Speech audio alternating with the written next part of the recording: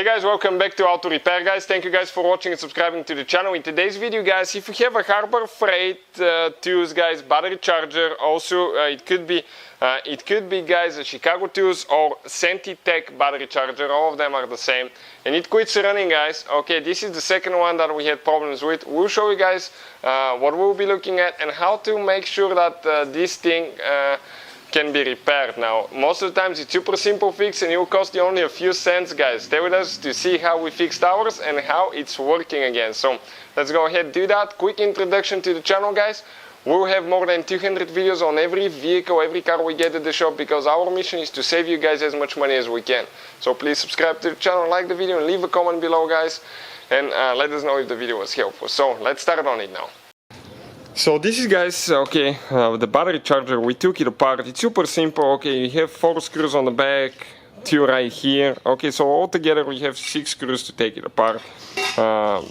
If you need help with that, let me know and we can make a video if you want to see. On the bottom you can see 4 screws, okay, and just 2 right here.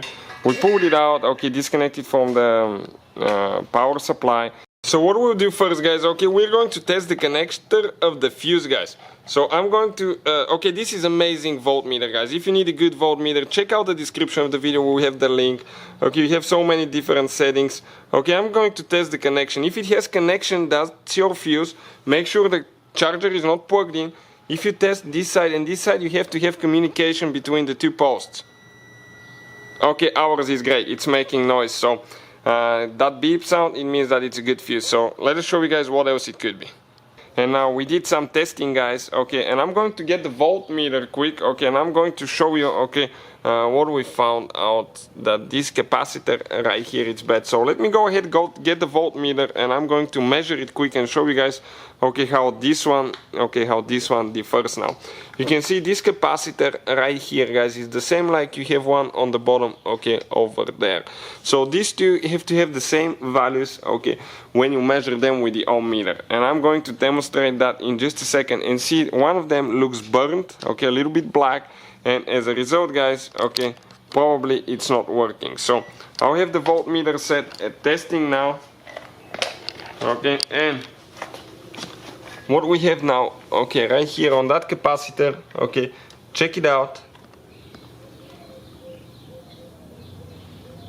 Okay, this is 2.3 ohms, okay, so million ohms I believe, 2.3. I'll go on the one, okay, down there, the one that's the good one.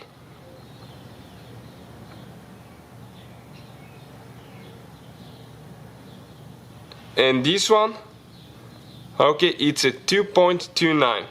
But however, this one, when it gets hot, okay, I tested it the other day, it doesn't show, it just shows kilo ohms only, and then it switches to ohms.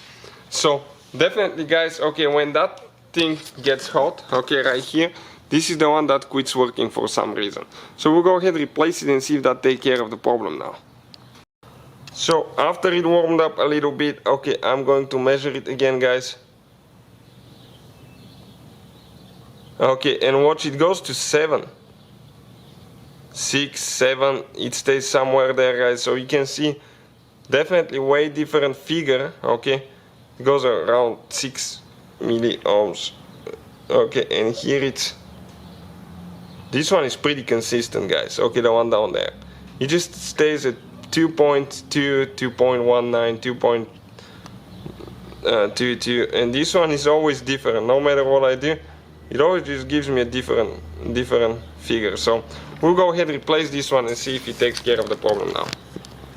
So that scanner guys, okay, you can see this is a 220 UF or NF, whatever you call that, the diode testing unit. I'm not so familiar, but that scanner, if you go to the ohm meter, okay, and you click a few times, you will get to the point that you can test the capacitors that way.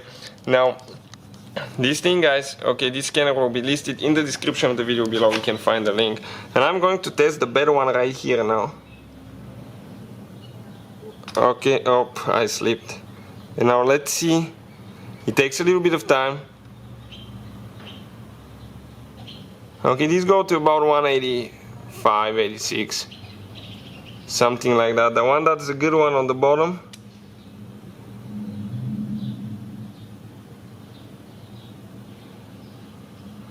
it's exactly 220, guys. Check it out. The new one, okay, let me see what the new one is going to give us.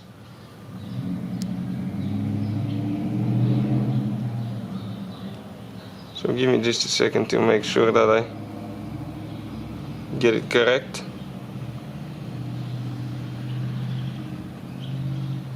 220, 212, so it's pretty close to 220, guys. So definitely sounds like a bad capacitor. We'll see if that takes care of the problem now. So we guys put it together. Okay, we haven't actually, okay, we put the new capacitor, but we haven't put actually the covers together. Okay, you can see we actually made it sticking out a little bit. Probably should have soldered it closer together. That's not our best performance ever, but we're going to see if it works now, guys. Okay, so we have it set, okay, at 6 amps now, and we will see if that will take care of the problem. Okay, so it's 6 amps now. Okay, I have the DC voltmeter now. I'm trying to locate it to where you can see it, guys. Okay, now let me show you what we have before I connect the charger. 12.56. Okay, now let's lift the camera a little bit up so you can see. Okay, I'm going to connect the charger.